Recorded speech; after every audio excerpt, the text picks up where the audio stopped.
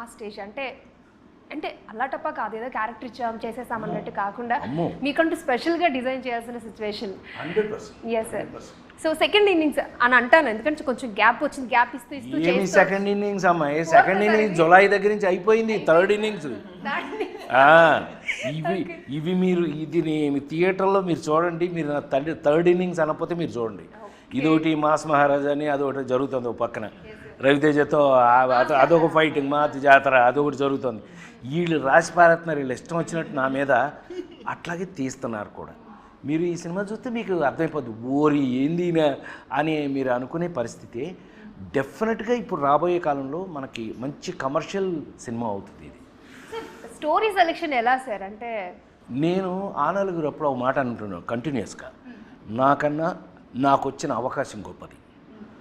ఇది భగవంతుడు వీళ్ళు కథ తయారు చేసేటప్పుడు వీళ్ళు నన్ను మనసులో పెట్టుకుని ఈయనైతే ఈ ఈ సీన్ ఇలా పైకి లేస్తుంది, దీన్ని ఎలా, వాళ్ళు అదే అదృష్టం, అదే వాళ్ళు రాయటం, రాసిందే మనం చేయటం.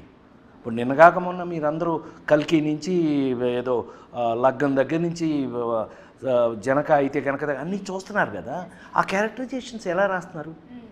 ఇప్పుడు రాబిన్ హుడ్ రేపు మీరు చూశారు అంటే భలే క్యారెక్టర్ అయింది అని మీరు అనుకుంటారని నాకు 100% మీకు మాట ఇస్తున్నాను నేను. రేపు నా క్యారెక్టరైజేషన్ రాబిన్ హుడ్లో మీరు చూసి మీరేం తగ్గరండి అనకపోతే నా అదృష్టంగా భావిస్తున్నాను. Thanks to Venky, thanks to Venky. ఎందుకో పని అయిపోద్ది థ్యాంక్స్ చెప్పేస్తే, ఎందుకంటే నా కోసం తను అంత కష్టపడి రాసినందుకు ప్రతిసారి అదొక ఛాలెంజ్గా తీసుకున్నాడు. ప్రతి సీన్ వచ్చాడు, సార్ ఈ పంచి చూడండి సార్, ఈ పంచి చూడండి సార్, ఇది మీకోసం రాశాను, ఇది మీకోసం. అసలు విసిగించడం కాదుగా, చూసి నేనే షాక్ అయితే భలే రాశాడు.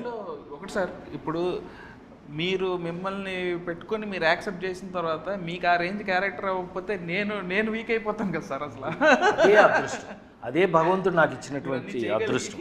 భగవంతుడు మనకు అట్లాగే అదృష్టం కలిసి వస్తుంది అని వాళ్ళకి అలా అనిపించకపోతే మన క్యారెక్టర్ ఎలా వస్తుంది, రాదు కదా. అతను అలా అనుకుని ఉండకపోతే నాకు రాయలేడు కదా. ఎంత దాన్ని ఒక ఛాలెంజింగ్గా ఒక యజ్ఞంలా తీసుకుని వాళ్ళు రాస్తారు కాబట్టి అంత మంచి సీన్లు వస్తాయని నాకు అనిపిస్తుంది. అందులో వెంకి పర్టికులర్గా మాటలు, ఆ మాటలు మాత్రం మనం ఎక్కడ పెడితే అక్కడ వినే మాటలు కాదు. అర్రే ఇలా వాడుకుని ఉండొచ్చు. మనం కొన్ని సినిమాలు నేను హీరోలుగా యాక్ట్ చేసినప్పుడు కాలేజీలో గోల చేసేవారు నా డైలాగులు పట్టుకెళ్ళి, అబ్బా చా కదా, ఇట్లా కొన్ని చాలా వాడాం మనం. సో అట్లా వాడటానికి ఉపయోగపడే చాలా నేనేంటంటే ఇంటర్వ్యూలో చెప్పేలేకపోతున్నాను. రేపు మీ థియేటర్లో బోర్డు అని ఉన్నాయి, ఆ థియేటర్లో చూసేయండి.